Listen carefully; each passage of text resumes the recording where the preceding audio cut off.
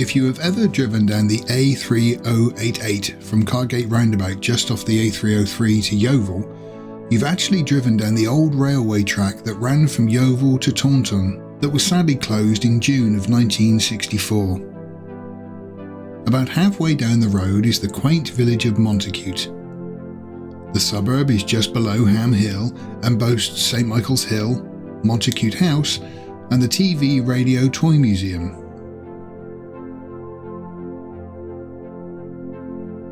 The village has been recorded as far back as the Domesday Book, being known as Mons Atticus, meaning sharp hill in Latin.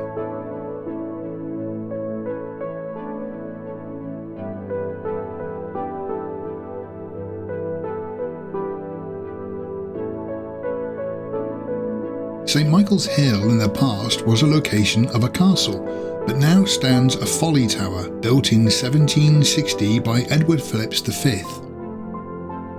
The impressive Hamstone Tower is about 16 feet, that's just under 5 metres in diameter, and is 49 feet, that's just below 15 metres in height.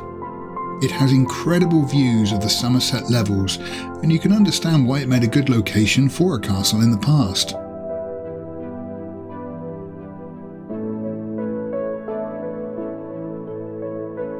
Slightly northeast of the village is Montacute House that was built in 1598 by Sir Edward Phillips, whose family had lived in the Montacute area since around the 1400s. Again, built from local hamstone, the architect is not actually known but believed to be William Arnold. The impressive house and gardens have been a tourist attraction, bringing countless people to the area for many years. The Yeovil to Taunton line opened in 1853 and did not have a stop at Montacute until January of 1882. And it was well deserved. It was recorded that almost 15,000 passenger tickets were issued at the station in 1903. The station was a simple construction, a booking office and a waiting room. Outside was a traditional GWR cover and a signal box. There was a gentleman's toilet, but I couldn't see one for the ladies. Sorry, but all of the women that were travelling on the line would have just had to have crossed their legs until Yeovil. Montacute Station had everything that you would expect a GWR stop to have: signal posts, boundary posts, and even 2 cranes in a stone yard. This image, taken in July of 1962, shows a passenger's perspective of the back of the station that could be approached from Station Road, which is just off the main road in the village.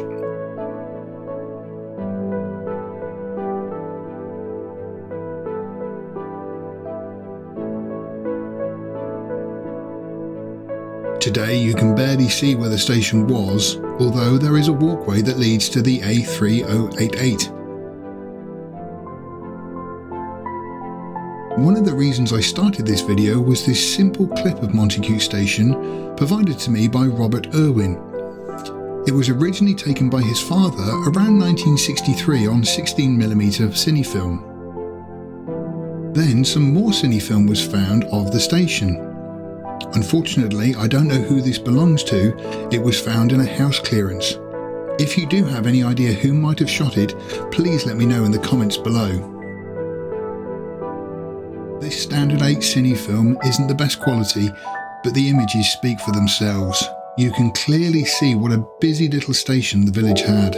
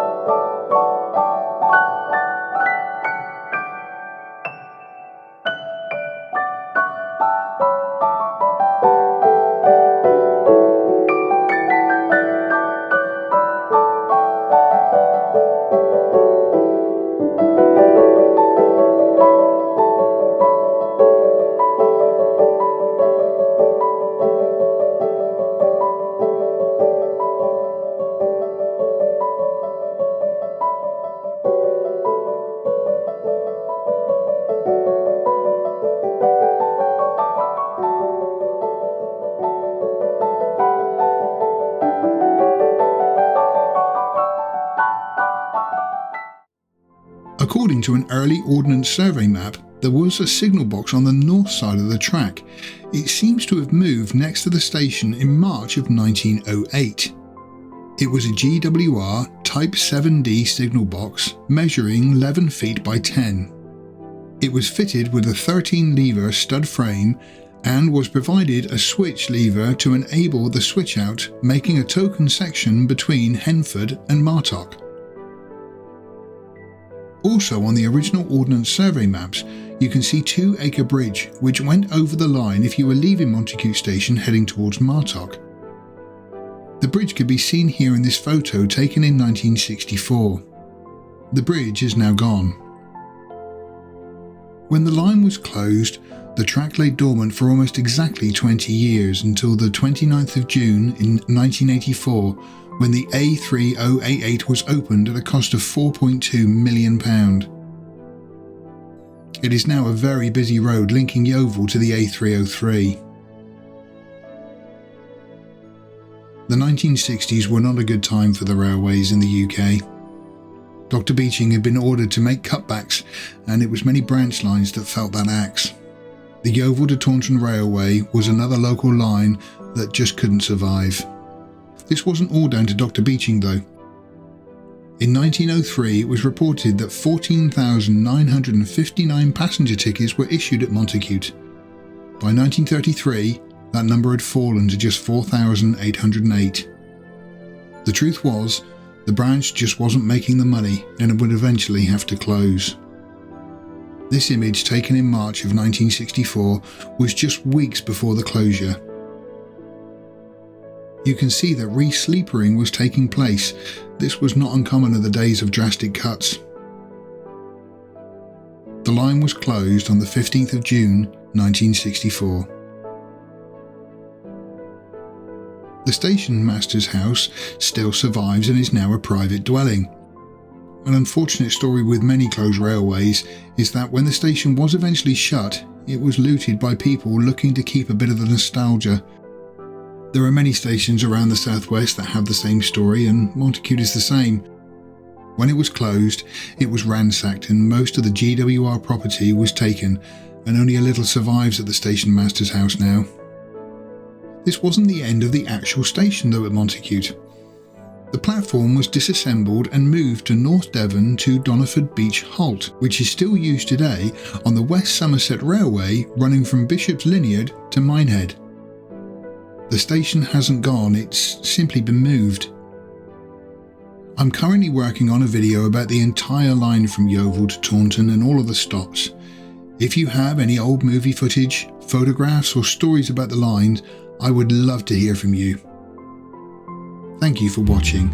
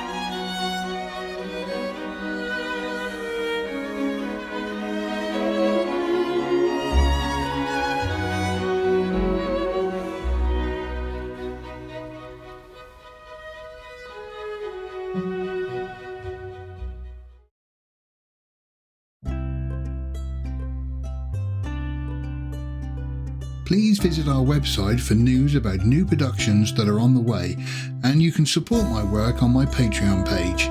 Thank you.